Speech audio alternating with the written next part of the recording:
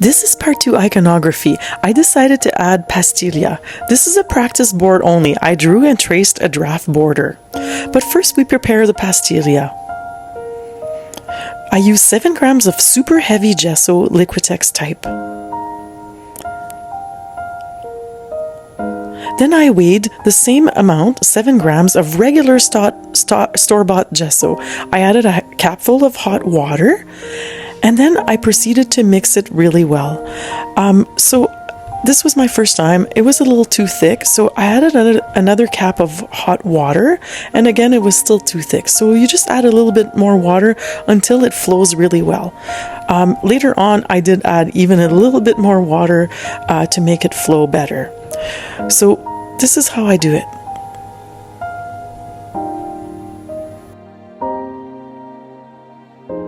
The reason I wanted to add pastiglia is because I don't really know how to paint a nice border on my icon, so I thought this would be a really cool thing to do.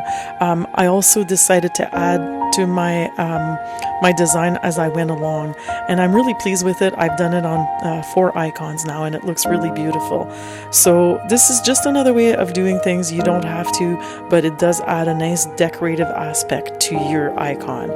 In the end, I did about 2 or 3 layers and even a 4th layer to make it thick enough. It was a good first practice.